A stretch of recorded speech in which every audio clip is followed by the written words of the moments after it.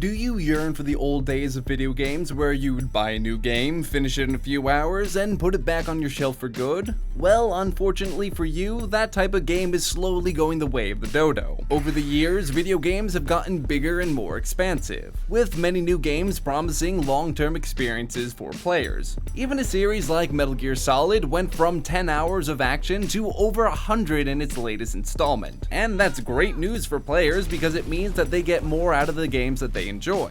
But it's not all sunshine and candy. In fact, there are a few downright frustrating trends that have started to take shape as the industry evolves. So, much like scolding a cat, it's time for us to point at those negatives and hiss at them until developers feel bad enough to stop doing them. These are our top 5 least favorite things about modern gaming. Starting us off at number 5 is the dreaded M word: microtransactions.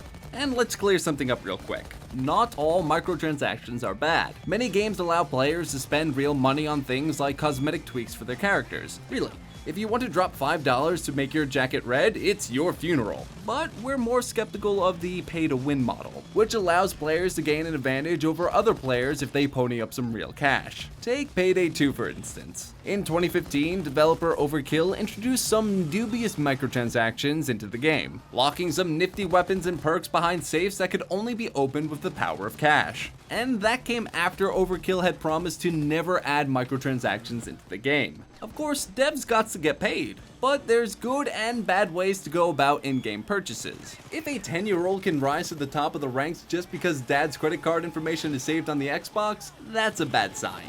Fortunately, Payday's microtransactions were recently removed, so all hope isn't lost on this one. Before we bring you our number 4 modern game pet peeve, please wait until we download this system update. Almost there. Only 4 hours remaining.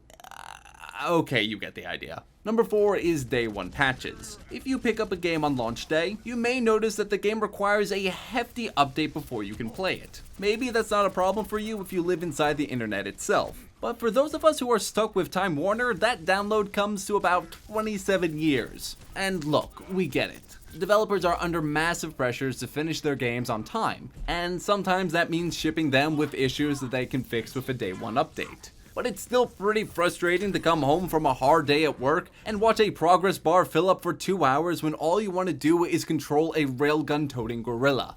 At number 3, we have mystery season passes. It seems like every big game has a season pass these days, tempting players to shell out extra cash up front for a stream of extra content. Generally, it's a fine practice as long as the content is clearly laid out so players know what they're buying. Unfortunately, that's not always the case. When Batman Arkham Knight came out, players had the option of buying a season pass, containing a completely vague list of content. It was essentially a $40 blind box, containing mystery skins, cars, and missions. Of course, you don't ever have to buy a season pass, but that's where the anxiety comes in. You may find yourself wondering, what if the content is all great and I end up spending money for it later? Whether it's intentional or not, those are the kind of mind games that publishers are playing when they drop announcements like this. Can't I play a Batman game without having a panic attack for once? And that's the end of the list. Come back in 6 months for the rest.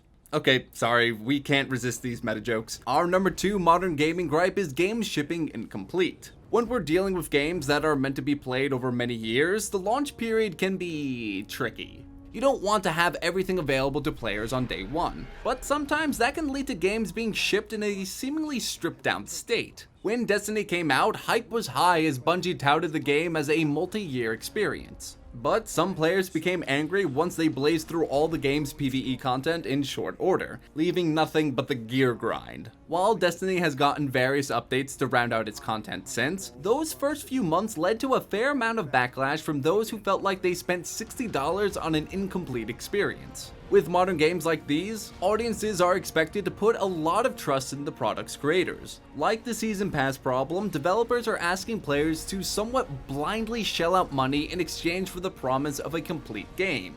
Eventually.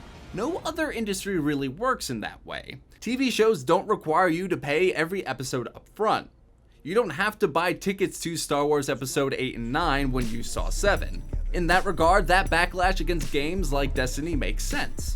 Why buy the cow when you have no idea if the cow will live long enough to produce any milk at all? But what's worse than a game shipping incomplete? Well, how about when the game is shipped broken? You may be familiar with our #1 game gripe if you've been playing The Division since launch. Ubisoft's third-person shooter has been plagued with bugs since day one. Characters frequently got stuck in the map, all of the game audio would randomly cut out from time to time, and let's not even get into the myriad of exploits that have decimated the metagame in a few short months. In the old days, the game you bought was the game you got. Developers couldn't rely on post-launch updates, so titles had to be rigorously tested to account for game-breaking bugs like these. But with the changes to how games are maintained, developers have a lot more leeway when it comes to bugs. Games can be launched full of bugs because they can always be fixed later through internet sorcery. That's great for the long run, but it can make for some downright unplayable opening days of gameplay. I mean, just look at the most recent Tony Hawk, for example, which felt like a pre-alpha at launch. As we push deeper into a world of bigger and better games, let's hope that kinks like these get worked out. I don't think my PlayStation 4 can handle any more download files.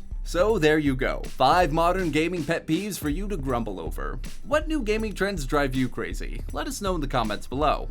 We'll be sure to read them the next time we're waiting 3 hours for the next Destiny update to download.